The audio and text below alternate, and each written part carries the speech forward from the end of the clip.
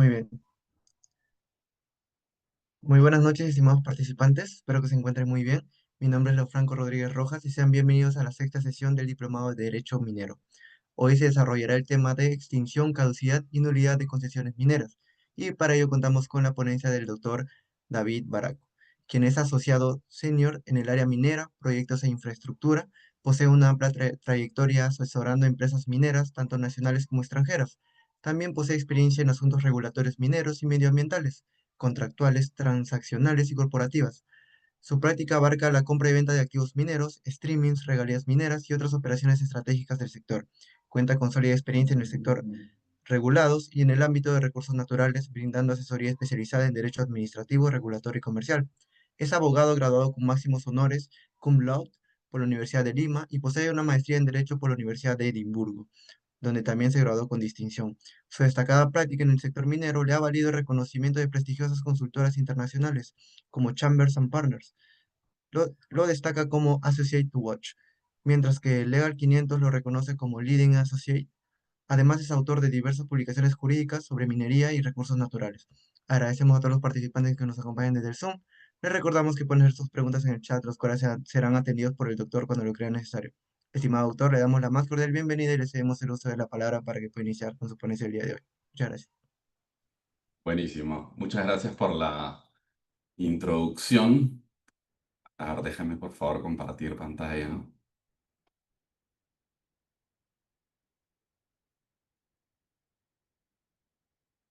¿Me confirmas por favor si es que puede verse bien la presentación? Dice, observa, doctor. Buenísimo, buenísimo. Antes que nada, muchas gracias a Bill Oyer por la invitación para este diplomado. Encantado de participar y también felicitarlos, ¿no? Por lo activo que están en la promoción del derecho minero, que veo que a bastantes estudiantes les interesa. Así que encantado de compartir con ustedes un tema muy, muy específico. Veo el temario del diplomado y veo que está muy, muy segmentado. Este tema en particular se refiere a la terminación de los derechos mineros, que bajo la regulación sectorial vigente contenida en la Ley General de Minería, se refiere a la caducidad, nulidad y abandono de los títulos habilitantes justamente para desarrollar las actividades mineras.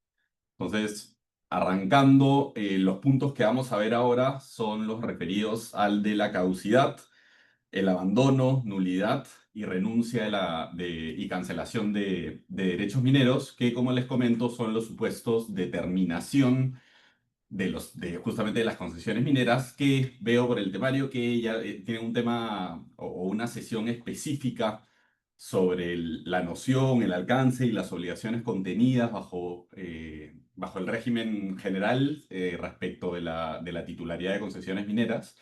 Es importante tener esa base. Me hubiese encantado de repente hacer o juntar esos dos temas porque están muy relacionados.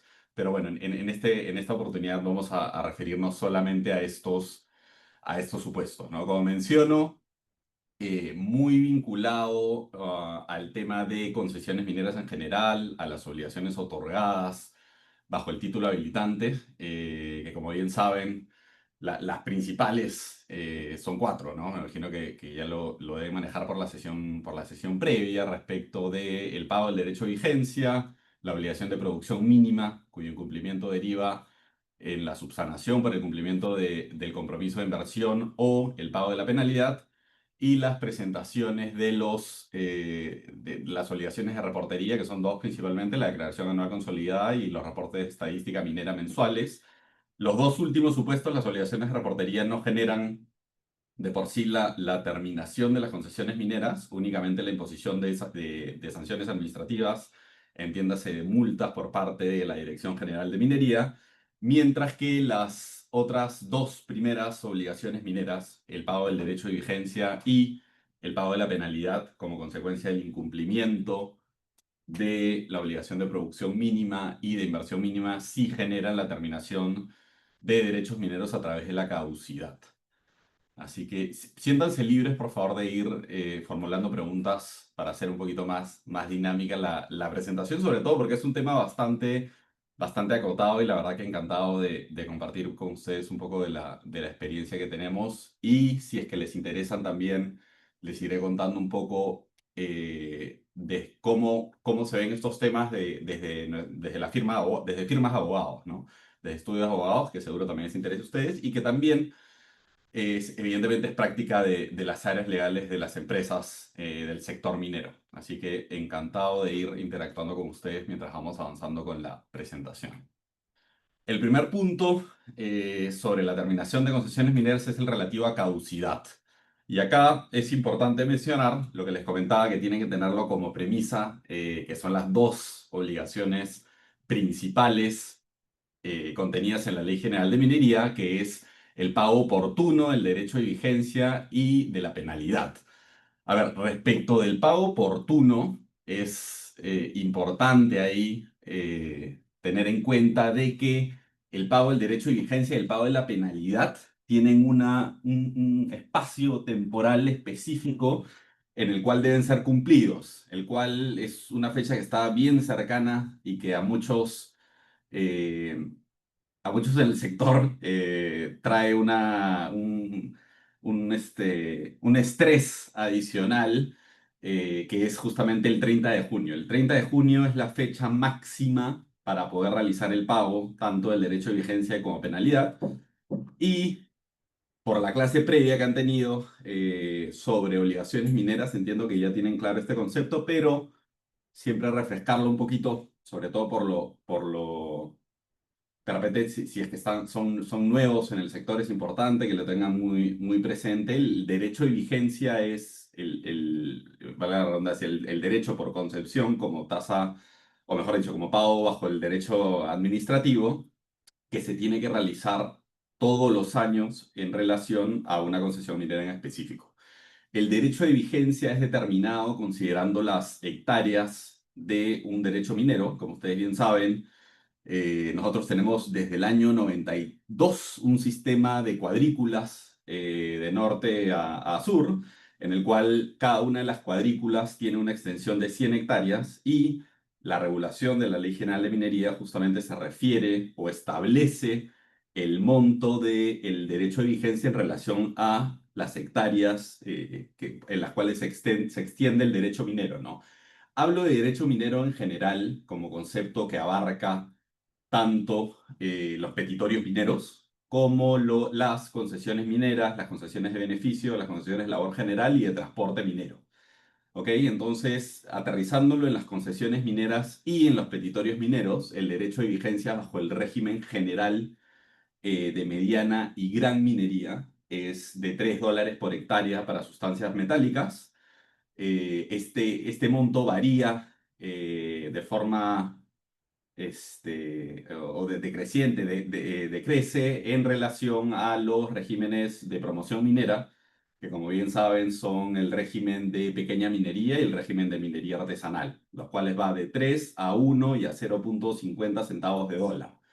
El derecho de vigencia respecto a concesiones mineras y respecto a petitorios mineros está siempre establecido en dólares de los Estados Unidos desde el año 92, para que tengan una referencia.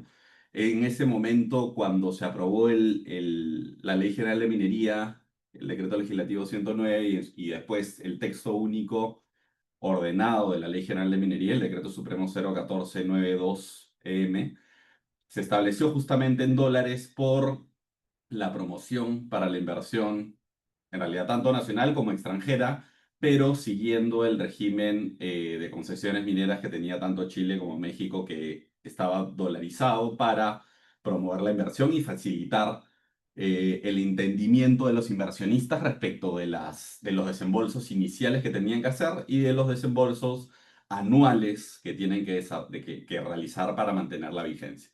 Este derecho de vigencia, y nuevamente, ¿no? Haciendo un poquito recapitulando lo que seguramente ya aprendieron en el capítulo o en la sesión previa, es un pago que tiene que realizarse todos los años. Y lo que se dispone bajo la Ley General de Minería es que se realiza desde el momento de la formulación de un petitorio minero.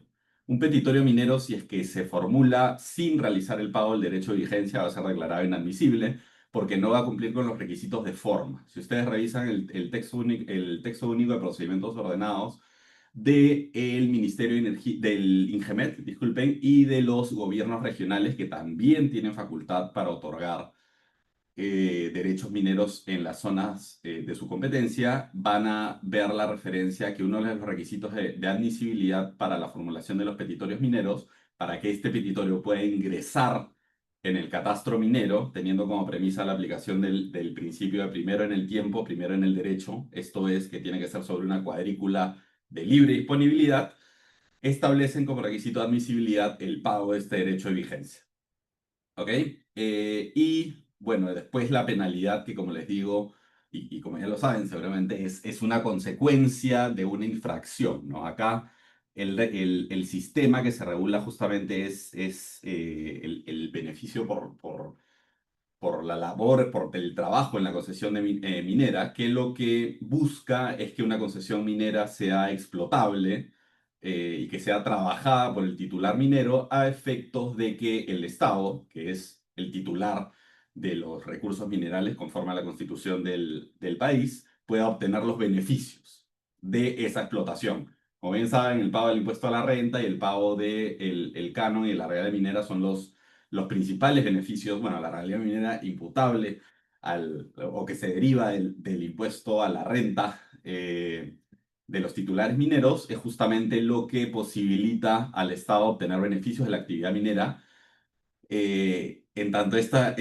actividad sea formal, ¿verdad? Porque ahora tenemos el problema lamentable bueno, que tenemos no solamente en el sector, sino en el país en general, que es el de la minería ilegal, que se deriva también, o que se promovida también, lamentablemente, por la extensión del reinfo que nació como un régimen excepcional, ¿no?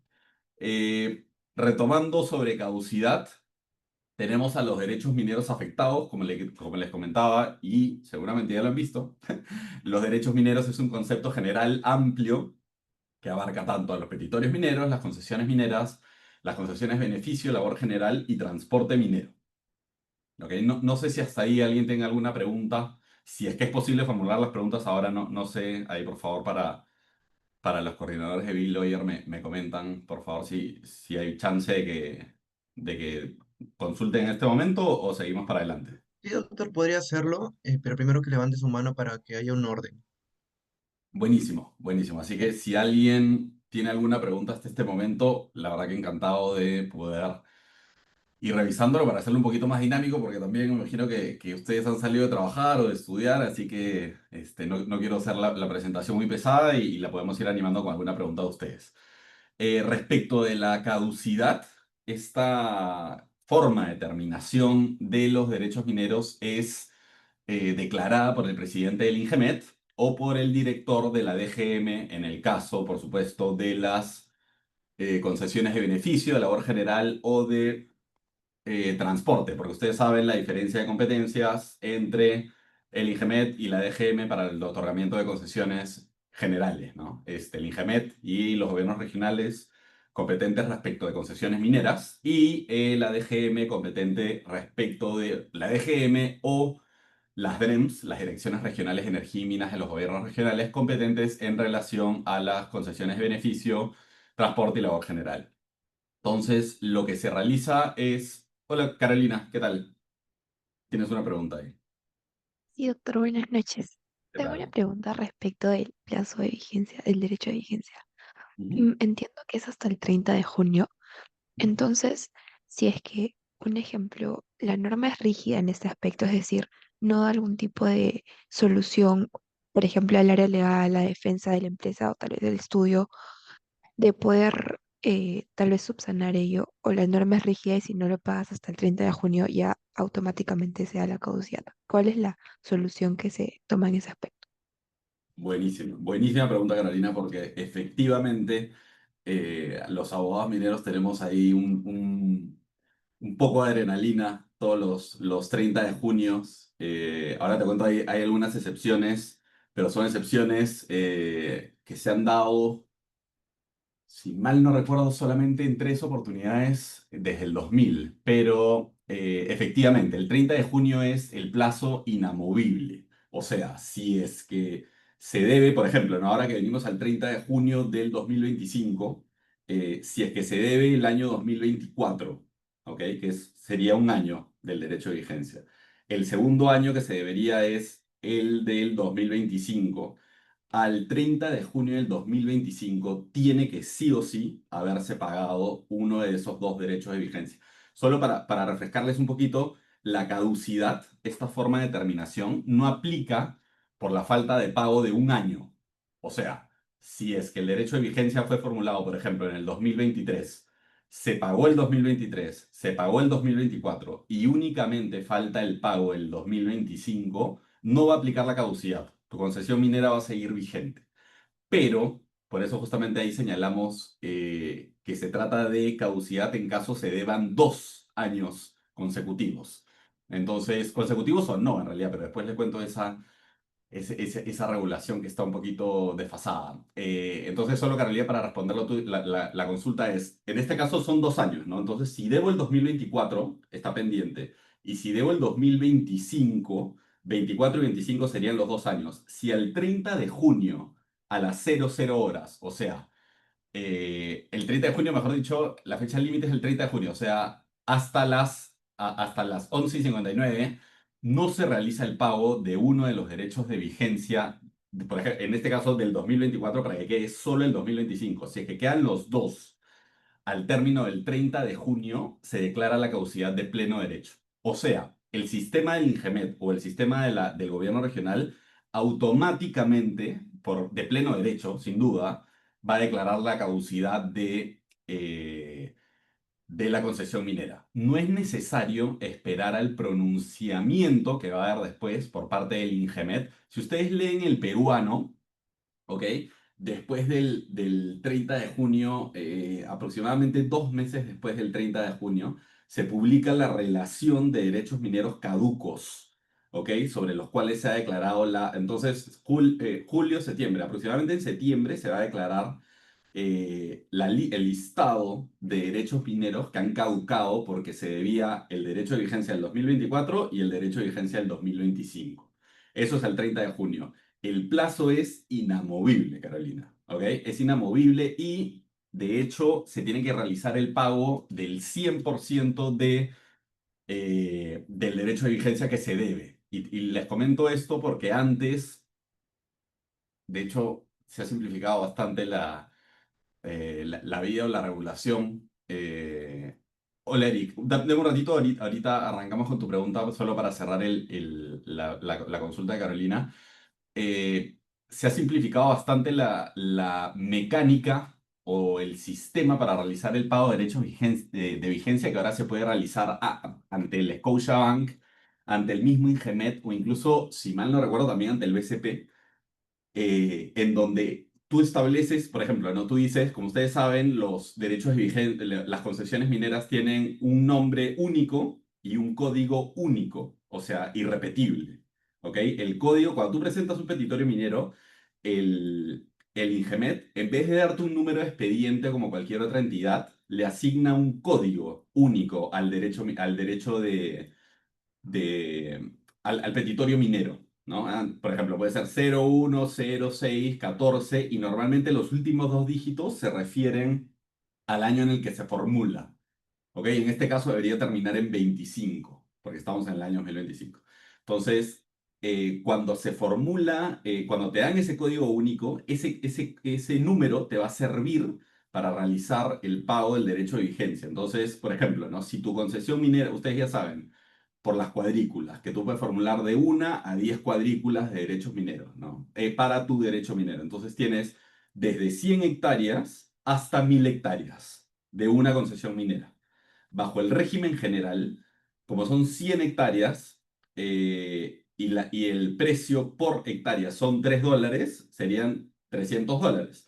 Si tienes la concesión que te ha abarcado 10 cuadrículas, que es lo máximo, es la extensión máxima para un derecho minero, 10 cuadrículas, que son 1000 hectáreas, por 3 serían $3000. ¿Ok? Ahora tú vas con tu código único al banco o al Ingemet y te dicen tu código 1 del derecho minero X tienes que pagar $3.000, ¿ok? Por el derecho de vigencia. Entonces tú pagas directamente, puede hacerse a través de depósito con tarjeta de crédito o cheque de gerencia, no hay ningún problema. Eh, lo que se hace en ese momento es que el sistema arroja la extensión, ¿ok? Y eso lo comento porque ustedes en la práctica de derecho que tengan, si es que se dedican al derecho minero, en algún momento van a realizar el pago sí o sí del derecho de vigencia de concesiones mineras. En mi caso, desde que practico, bueno, cuando practicaba, tenía que ir corriendo al INGEMET, pero había una dificultad adicional, ¿ok? Había una dificultad adicional porque el sistema te podía arrojar, no te arrojaba el número completo, el monto completo. Entonces tú tenías que ir con las hectáreas y con el monto, pero tú eras el que tenías que decir si es que el monto era $3.000, que es lo máximo por 100 hectáreas, no había dificultad.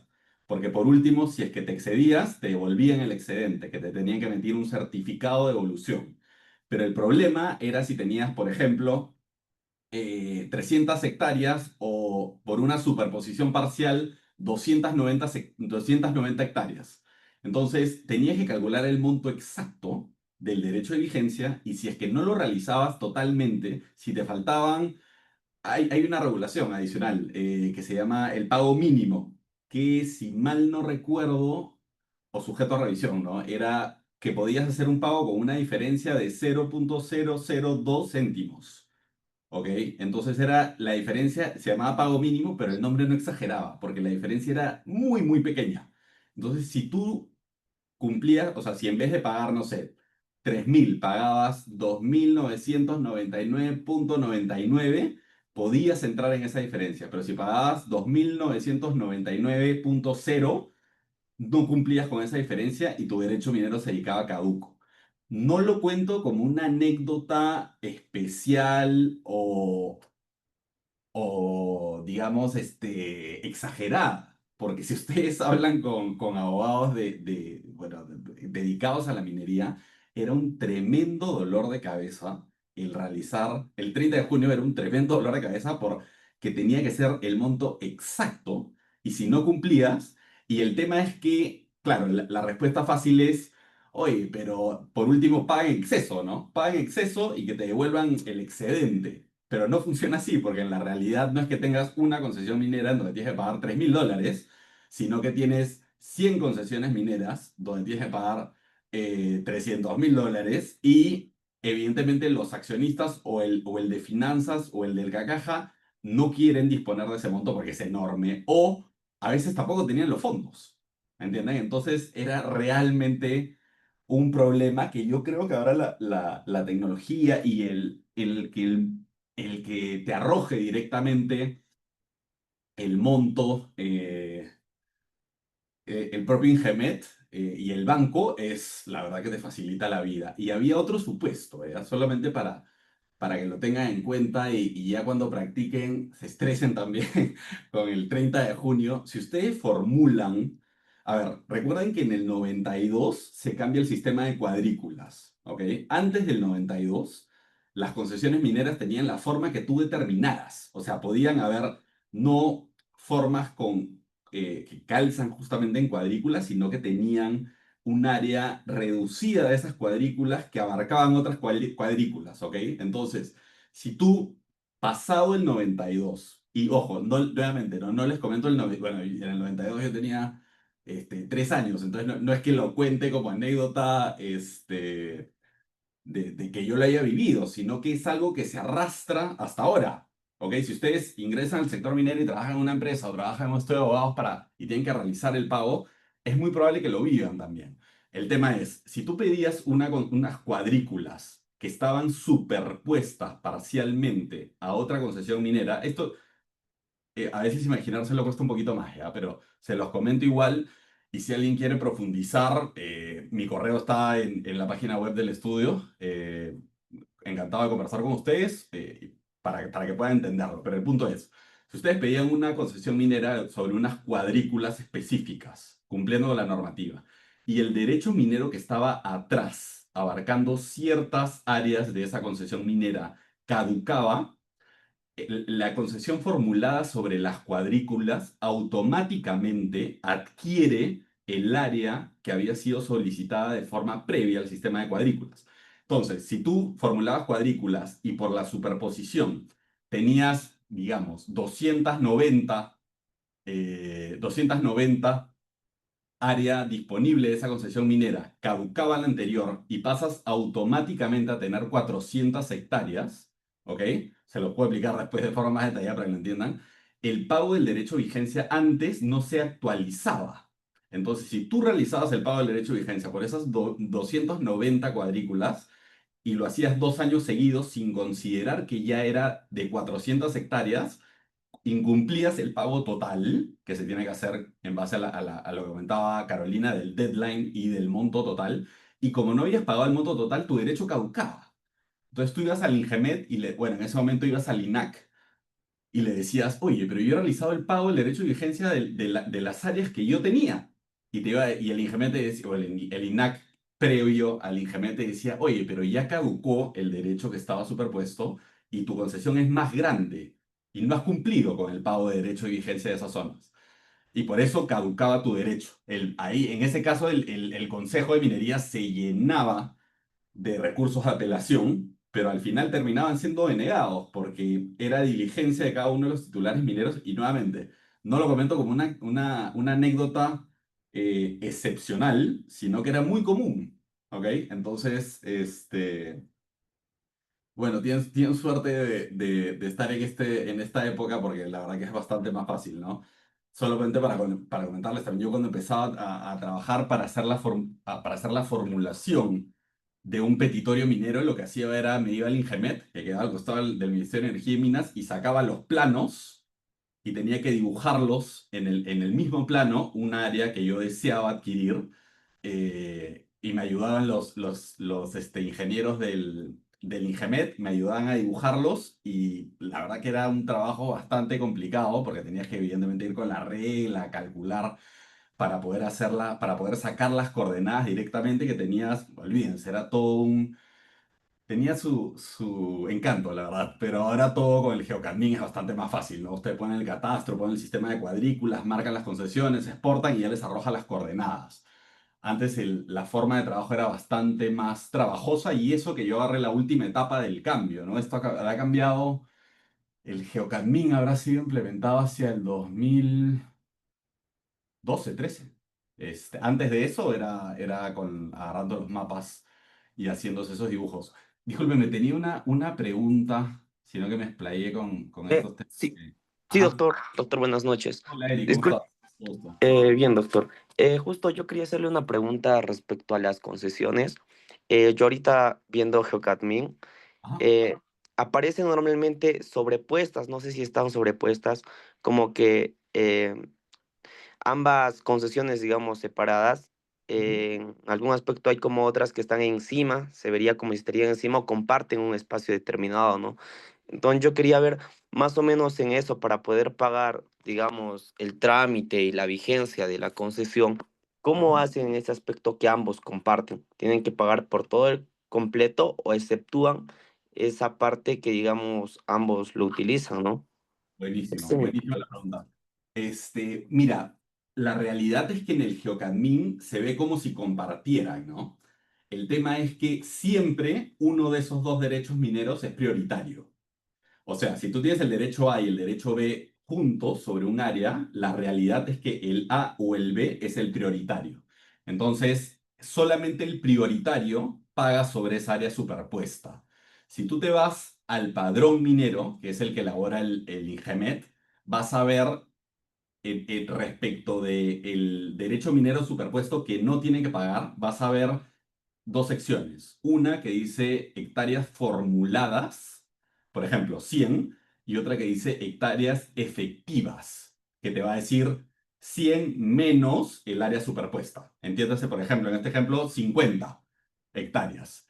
Entonces, lo que ahí tienes que hacer es pagar las 50 hectáreas, 50 por 3, $150 en ese caso, pero, y ahí es donde entra el truquito de tu pregunta, si es que el derecho que tiene que pagar ahora el prioritario se extingue, entiéndase por caducidad, nulidad o cualquier otro supuesto, el derecho B, que estaba reducido a 50, adquiere automáticamente, por disposición de la ley, esa área. Entonces pasarías a pagar 300. Y si por que la vida es así, seguiste pagando 2 años consecutivos los 150 y no los 300, caduca tu derecho tu concesión minera. Así es como funciona. Igual si tienes alguna consulta, si no te quedó claro, de repente me encantaría poder utilizar el GeoCadmin ahorita para mostrarles, pero la verdad que estoy acá con la presentación, pero encantado de absorber la consulta. Pero es así, Eric. El derecho, las áreas que ambos derechos ocupan, solamente el prioritario la paga. Y el otro la paga solo si es que el derecho prioritario caduca, porque ha absorbido esa área. Así es como funciona. Y doctor, para que se considere como derecho prioritario, ¿es más o menos quien está haciendo uso o a qué se referiría? No, lo que aplica es el principio general de primero en el tiempo, primero en el derecho. O sea, el que formuló primero esa área es el prioritario. ¿Ok? Así es. Entonces, exactamente. Sí, sí, dale, por favor.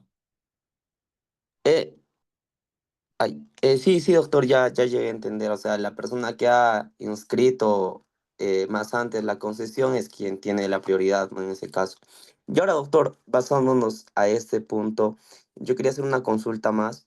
Ujú. eh, Acerca, digamos, una persona tiene un reinfo en una Ajá, concesión y esta se ha extinguido, ya está ajá, extinguida. Entonces, este creo para tener que llevar su mineral a la planta procesadora, este mismo necesita un contrato de explotación, hasta correcto. donde tengo entendido. Ahora, si no hay una persona, no hay una empresa que tenga la concesión, esté a su nombre de una empresa, entonces, ¿con quién hago el contrato? ¿Qué debería hacer en ese caso? ¿O yo mismo debería concesionarla, ¿no? Para yo tener un contrato, ¿cuál sería la manera? Correcto. Sí, buenísima. Esa pregunta está bien bacán, bien actual también. En principio, pero ya va más por una estrategia comercial, Eric, porque si es que tú tenías el reinfo en referencia a una concesión minera y, a ver, bueno, después me playa sobre eso, pero tenías un reinfo relacionado a un área de explotación referido a una concesión minera en específico, en principio ese derecho se mantiene por la naturaleza del reinfo, ¿no?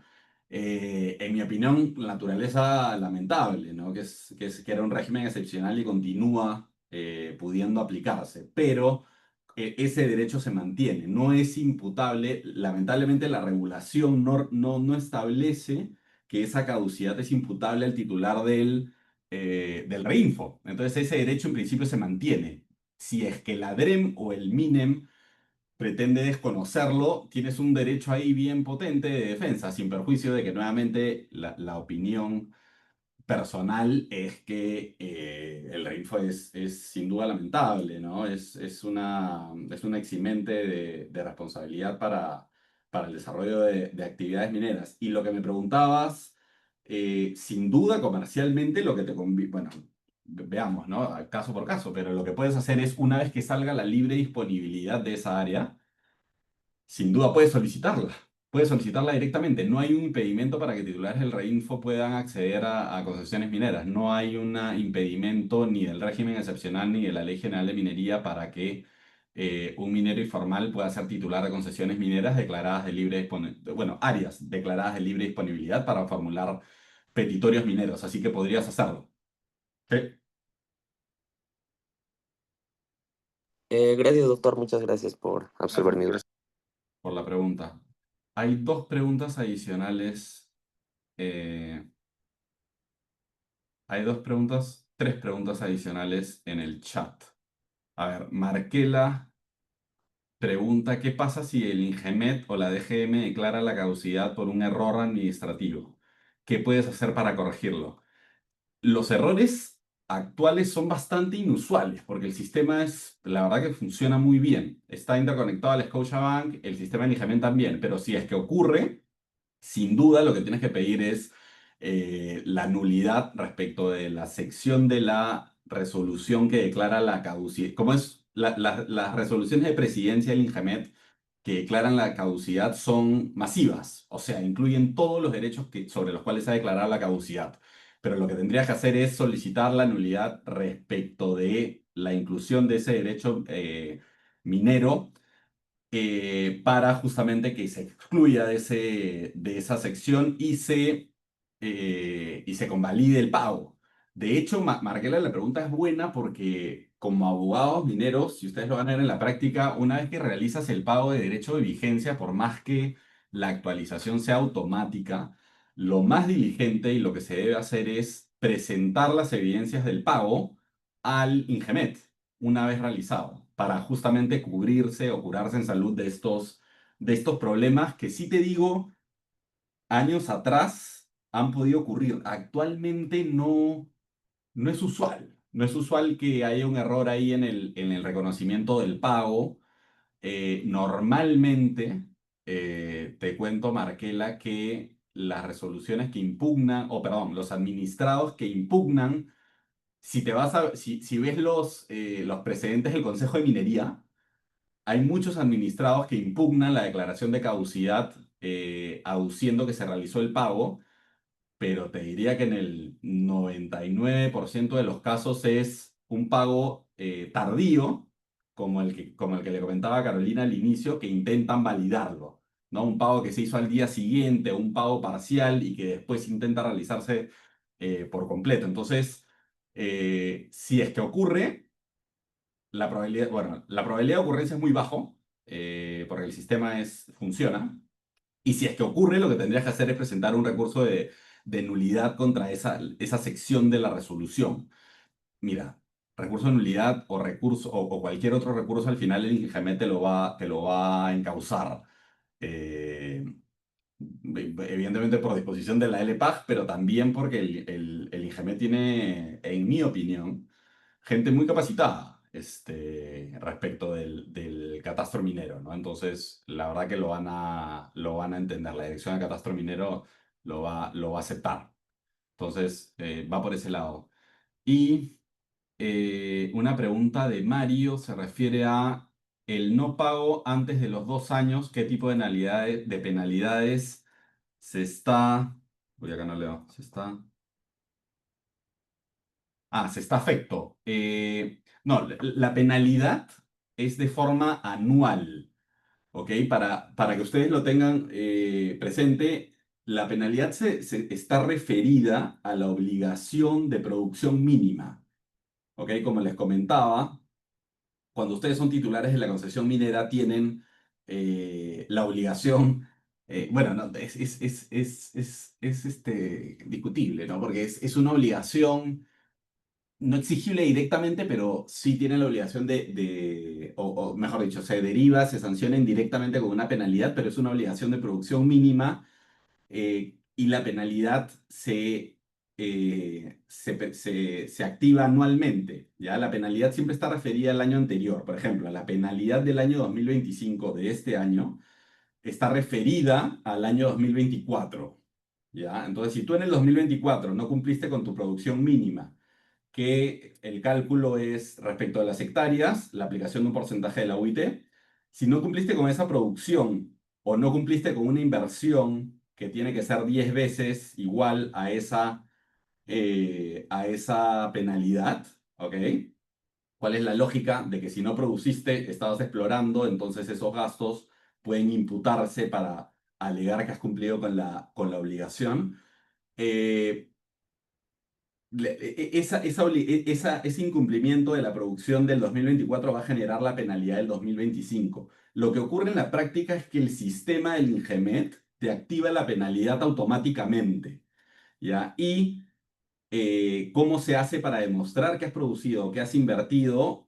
Ustedes saben, como les mencionaba al inicio, las 4 obligaciones principales de todo titular minero: pago de derecho de vigencia, penalidad, declaración anual consolidada y reportes también. La declaración anual consolidada es, vale la redundancia, una declaración jurada que se presenta anualmente respecto del año anterior.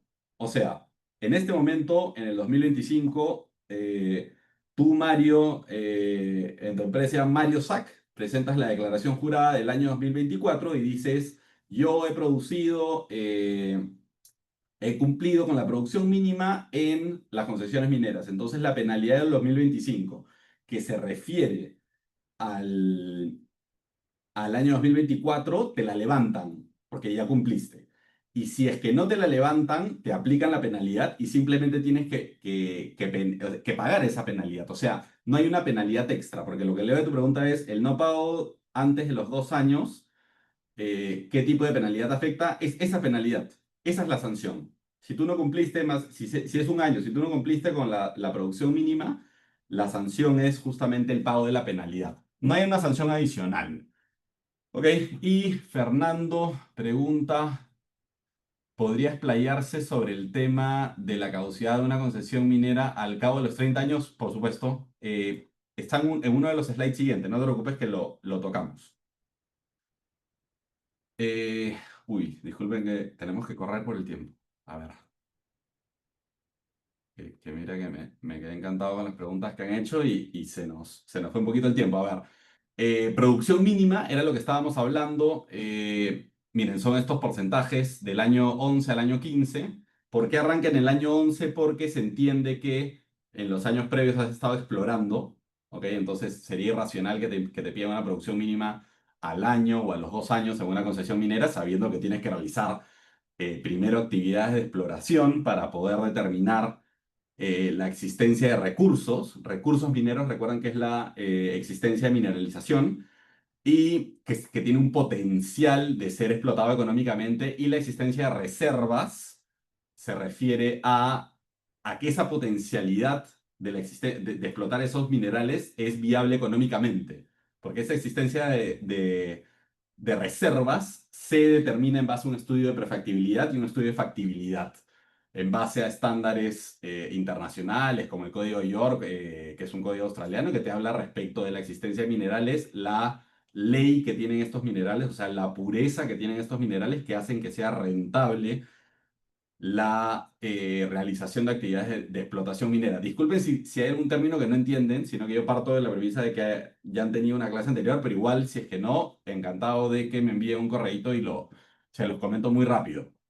Y tengo que correr por el tiempo, porque acá en Biloer nos van a decir que nos hemos tomado mucho tiempo, así que hay que acelerar. Del año 11 al año 15, contados desde el título de derecho de vigencia, perdón, desde el título de concesión, aplica el 2% de la producción mínima anual, y luego los siguientes años los distintos porcentajes, ¿no? A ver, en caso de nulidad, acá estaba la pregunta de Fernando. Acá, Fernando, justamente te comento lo del término del 30º año. Solamente te comento, a ver, dos cosas para comentarte. Uno, comentarte que todavía no se ha aplicado este supuesto en ninguna concesión, porque esta modificación se realizó en el año 2000, déjame ver, 2009, y lo que te dice la norma es que para concesiones otorgadas antes del 2009, el plazo para contar esos 30 años es el 2018. No, miento, perdóname, esta modificación se realizó en el 2008, en el 2018. Mira que no ha pasado tanto tiempo. Lo que te dice es que en el año, las concesiones otorgadas a partir de, previo a esa norma, la del 2008, de 2018, cuentan a partir del año 2009. El tema es que la lógica es, desde el título de concesión tienen que pasar 30 años, como te digo, lo cual todavía no ocurre. Entiendo, si mi memoria no me falla, que el primer año sería el 2039 para declarar una concesión minera caduca por este supuesto, así que todavía nos remontamos al 2039, ¿ok? Más 14. Faltan 14 años todavía. Y lo que te dice es que si no has cumplido con la producción mínima, se va a declarar la caducidad de pleno derecho de esa concesión. ¿La lógica cuál es? La lógica es que, oye, desde tu concesión han pasado 30 años. A ver, comercialmente se requieren entre 5 y 7 años para realizar la explotación, entre que construyes el proyecto con las trabas gubernamentales, las demoras que pueden haber. Estamos hablando de inicio de la explotación a partir del año 15.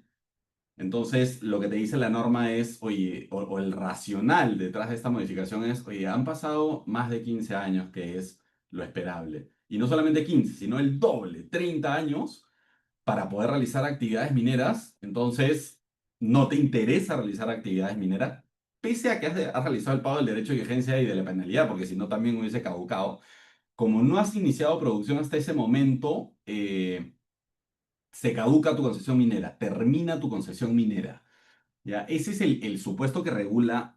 La realidad es que, a ver, solo, bueno, ya seguro lo han conversado en la sesión previa respecto de la noción general de la concesión minera. En general, lo que se comenta siempre, y se los digo también personalmente, cuando he conversado por lo menos en el sector minero, tienes mucha relación, o bueno, en la práctica en estudio, ves muchas transacciones internacionales. Es la realidad, porque hay mucho inversionista internacional. Y tienes mucha relación con abogados de otras partes de la región. Incluso fuera, ¿no? Pero, incluso en otros continentes, pero mucha relación con abogados de la región.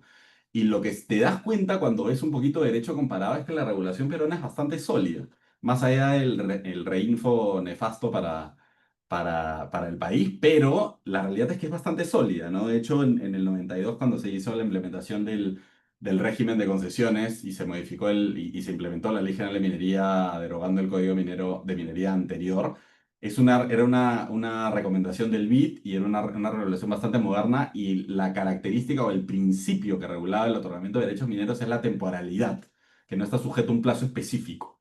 Eso, que para nosotros es normal, y seguro ven ahora las discusiones han habido discusiones, se han estado un poquito atentos ahí a las noticias ahora que se está metiendo al mundo del derecho minero. Ha habido una propuesta ahí para regularle un plazo a las concesiones mineras. Un plazo específico, no esta sanción que tiene un plazo, digamos, escondido y que hasta ahora no se ha aplicado, sino un plazo específico. Entiéndase, en su momento se planteó 5 años, que en la práctica es inviable porque una mina no va a producir en 5 años. Eso que para nosotros nos sorprende y que nos parece contrario al mercado, lo cual sin duda es así, en realidad en otros países se ocurre. De hecho, en México se modificó, bueno, AMLO modificó en el 2025, en el 2023 modificó la regulación minera, estableciendo un plazo para concesiones mineras metálicas y otro para no metálicas. Las no metálicas con un plazo más corto, bajo la premisa o bajo el racional de que requieren un monto menor de inversión y un monto menor de explotación digamos, racional y correcto también, ¿no? Pero bueno, ese es el racional, estableciéndole un plazo específico a los derechos mineros. Entonces, es eso, los 30 años, solo para cerrar con la pregunta de Fernando, aún no ha aplicado ninguna concesión, ha terminado por la aplicación de esa disposición. Pero está bueno que lo preguntes y está bueno que lo tengan en cuenta, ¿no? Van a haber unos años más para ver cómo se aplica ese concepto. La realidad es que es un plazo bien, como les digo, es un plazo, en su momento cuando salió esa modificación, el análisis que yo tuve, que compartía con bastantes abogados del sector, era que era un plazo antojadizo, porque primero, igual has pagado el derecho de vigencia, igual pagas la penalidad, y por último, 30 años, cuando leen la exposición de motivos, en realidad no te dicen nada, te dicen 30 años porque, en fin, pero no te sustenta de que es un plazo objetivo en el cual se ha debido cumplir la explotación. Y nuevamente, si es que se cumplen esos 30 años, se declara la caducidad, se declara la libre denunciabilidad del área y vuelve a solicitar y lo pide otro concesionario, porque cuando te declaran la caducidad, después se lo comento, pero tienes una prohibición de 2 años para no pedir ese derecho minero directa o indirectamente. Bueno, si la empresa A tenía esa concesión, la declaran caduca y luego la empresa B, que no tiene nada que ver con la empresa A, solicita ese derecho minero, tiene 30 años más para que se vuelva a aplicar este supuesto. Entonces, no es que sea un incentivo para la producción, en realidad, porque puede ser que esa empresa tampoco produzca en 30 años, igual pague el derecho de vigencia, igual pague la penalidad. Entonces, y les digo desde ya, no es, no es tan usual que una empresa esté dispuesta a tener ese tipo, un derecho minero con los gastos que involucra, que el derecho de vigencia y penalidad. De repente, si les digo 100 hectáreas, $300, no les suena mucho, pero si multiplican eso por los años, en realidad, y se los comento por clientes de los más grandes del sector, empresas transnacionales, tampoco están dispuestas a tener derechos mineros inactivos o no comercializables. Lo que hacen es, si es que no van a invertir en ese derecho minero, lo transfieren a favor de un tercero, eh, porque no quieren tener ese activo en donde solamente realizan desembolsos de forma anual sin tener ninguna ganancia. Es lo lógico. Y esa norma, también haciendo memoria, no se pone en el supuesto de las transferencias de derecho minero. ¿Qué pasa si tú transferiste el derecho minero en el año 28 y la empresa que lo adquiere sí está interesada en desarrollar las actividades mineras? Tiene 2 años para realizar. Es absurdo. Carolina, dale, por favor. Sí, doctor, tengo una pregunta respecto sobre estas actividades que se quedan en stand-by. ¿Habría la posibilidad que se haga algún tipo de joint venture o cuál sería el alcance también de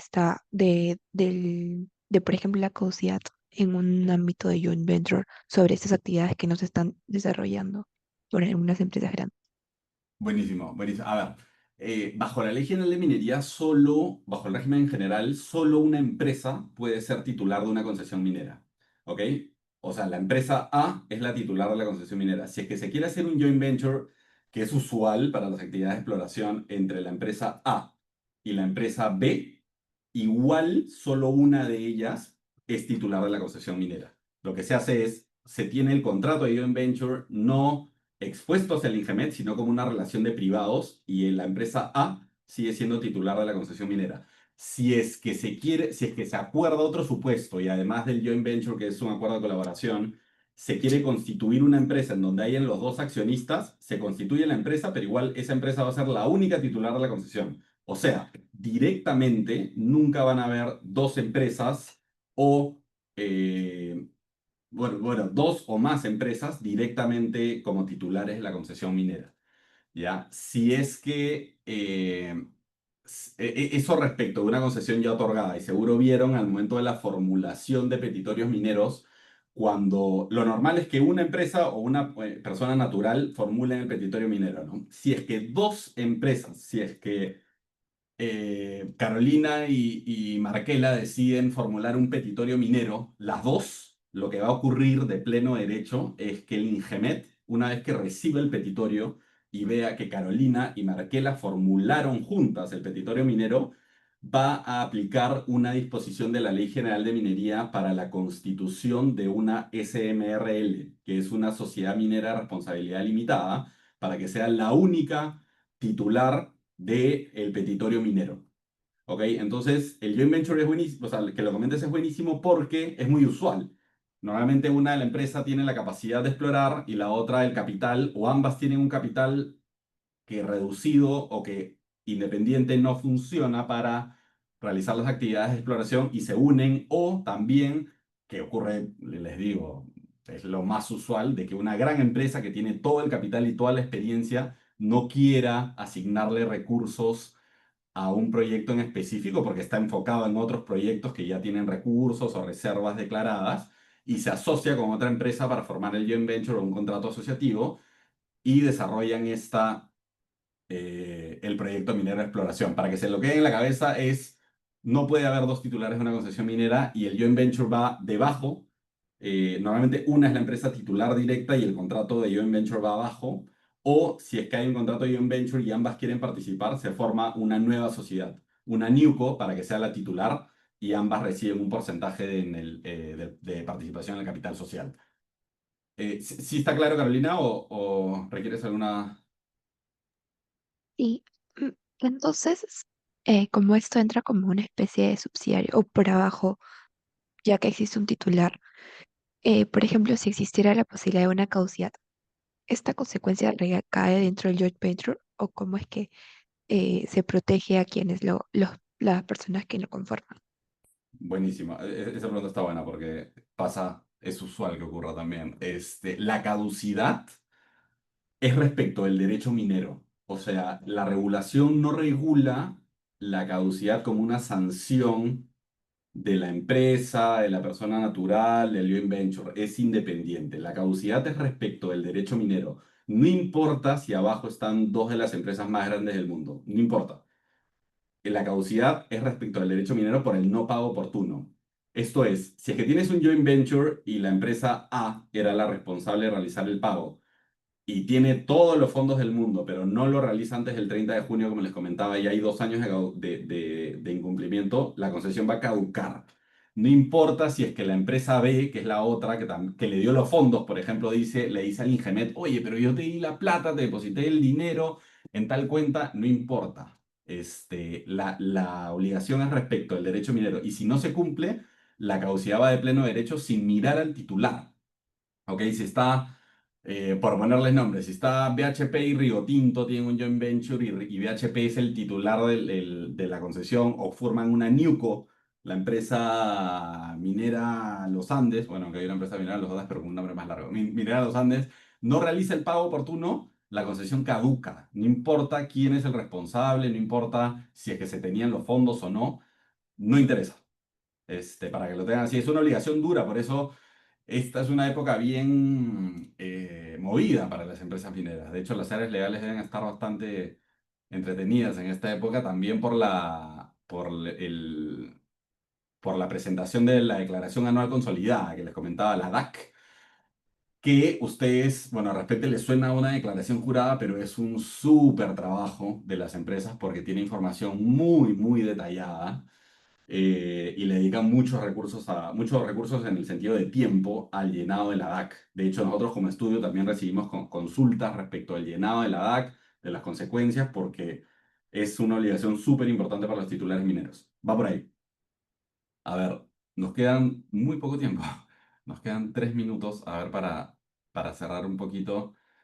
Eh, un gran favor para el coordinador el coordinador de Biloyer. Y sí, doctor, dígame, ¿cómo le puedo ayudar? Disculpe, ¿cómo te llamas? Mi nombre es Leo Franco.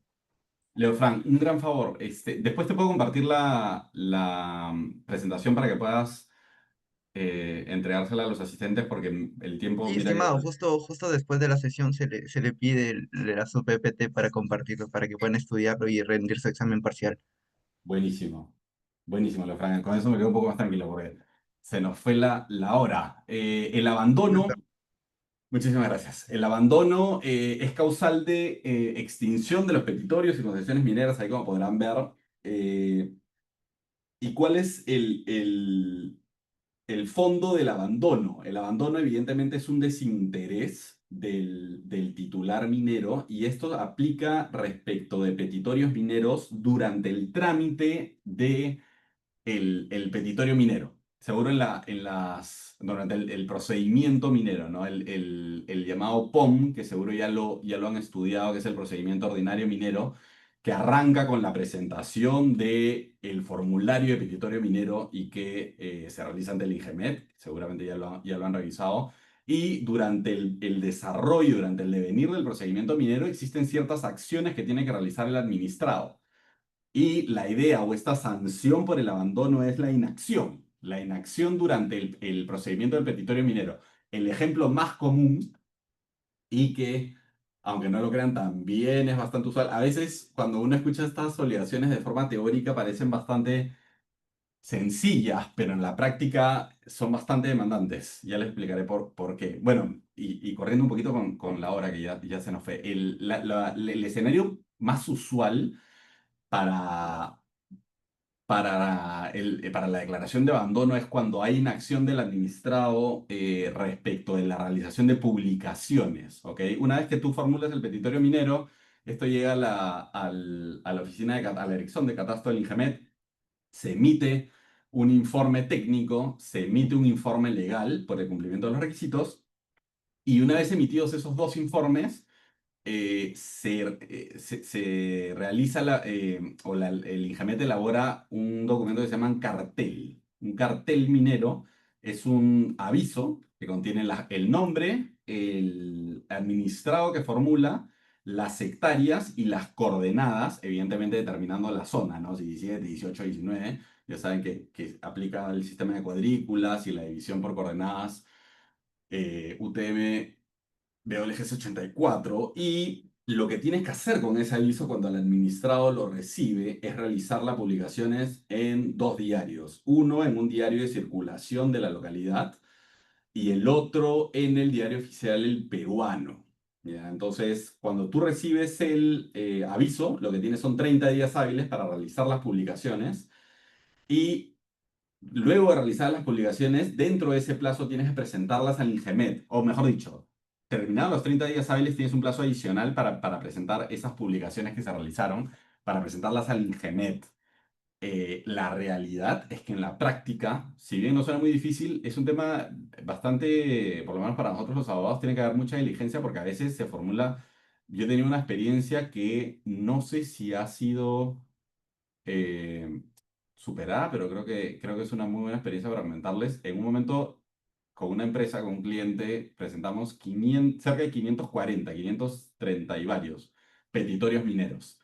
Entonces imaginarán que la gestión de 500 y pico, y de hecho de decenas, no es fácil, porque se reciben los petitorios, tienes que realizar las gestiones, y hay ocasiones en donde porque el aviso o la notificación del INGEMET se quedó en recepción y no llegó a manos de los encargados, el plazo se excede. Entonces, hay situaciones lamentables, y van a ver también, si ven los precedentes del Consejo de Minería, muchos casos se tratan de abandono de petitorios mineros por este supuesto, por no realizar las publicaciones a tiempo. Nuevamente, suena una gestión objetiva, clara y sencilla, pero cuando son muchos petitorios mineros, les aseguro que se dificulta la gestión y hay que ser muy, muy diligente con estos temas. Sin duda, gracias a Dios, nunca me ha pasado un abandono, pero sí los he visto. Y si ven precedentes del Consejo de Minería, no sé qué será, uno de cada tres es de abandono. Bueno, se nos fue el tiempo. A ver, muy, muy rápido. La nulidad está referida a la formulación de derechos mineros por parte de personas inhábiles, ¿ya? Así como hay áreas restringidas para la actividad minera, entiéndase zonas, entiéndase ANAP o entiéndase áreas declaradas como intangibles, también hay personas inhábiles para la obtención de derechos mineros, los funcionarios públicos, durante el ejercicio de funciones, los cónyuges de parientes dependientes, y no aplica esta restricción por herencia o legado. Y ahorita hablando de herencia, seguro les salta también esta última modificación del reglamento de Reinfo que ya fue derogada. La renuncia es una solicitud del titular minero para poder, o sea, para deshacerse del derecho minero, el cual se vuelve de libre enunciabilidad. Y la cancelación ocurre por la formulación de petitorios mineros respecto de áreas que ya están concesionadas, ¿no?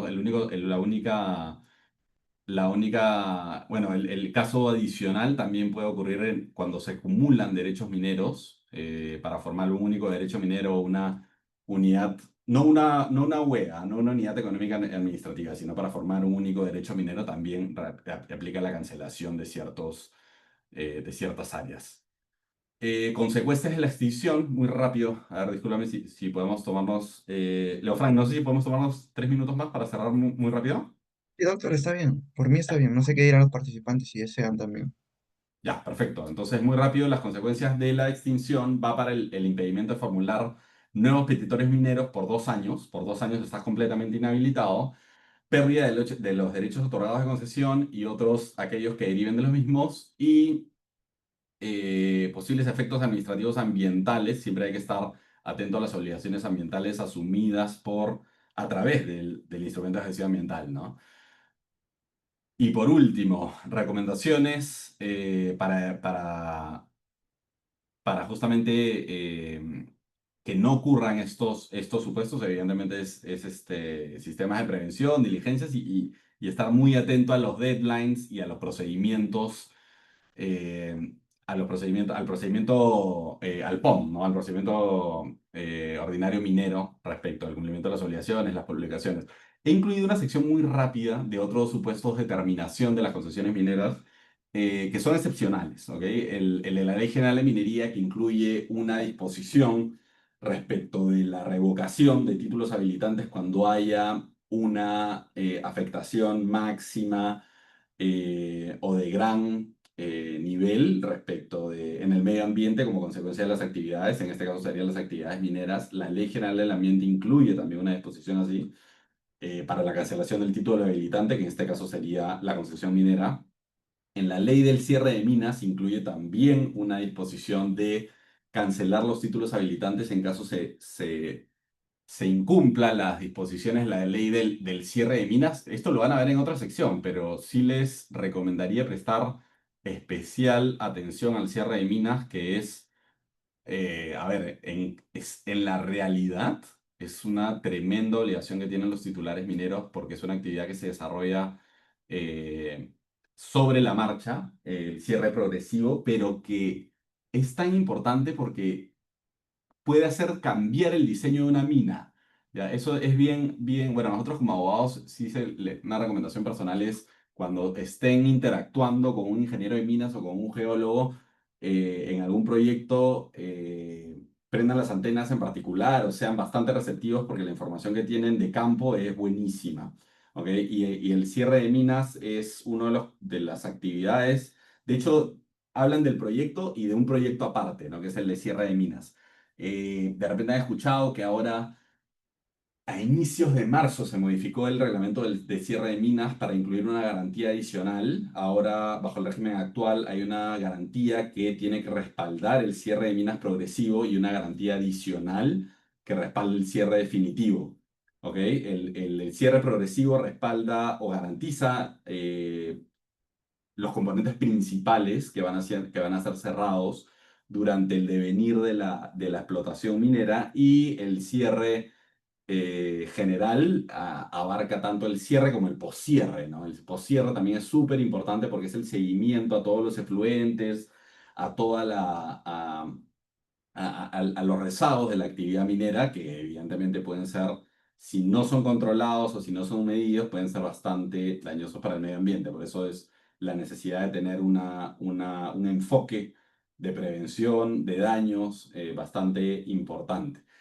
Eso es todo por mi parte. Nos excedimos un poquito el tiempo, pero la verdad que encantado con las preguntas que han formulado. Y la verdad que estoy a disposición de ustedes. Si es que en algún momento alguien tiene una curiosidad intelectual adicional sobre los temas que hemos tratado, en realidad ese tema es bastante específico, pero mira que nos ha servido para discutir de largo sobre el derecho minero en general, ¿no? Encantado, gracias Leofran y gracias Bill Lawyer por la posibilidad. Y ahí tienen, bueno, mi correo está en la página web del estudio si es que alguien tiene alguna consulta, y muchas gracias por participar y por quedarse toda la presentación. Y doctor, muy interesante su clase. Yo que recién estoy en el tercer ciclo, me ha gustado mucho su ponencia. O sea, es poco de los ponentes que tienen esa dinámica con sus alumnos. Muchas gracias, doctor. En nombre de Bill Lawyer y de los participantes presentes, le expresamos nuestro más sincero agradecimiento por los conocimientos que nos ha brindado. Esperamos contar con usted en futuros eventos académicos. Muchas gracias. Gracias, hasta luego.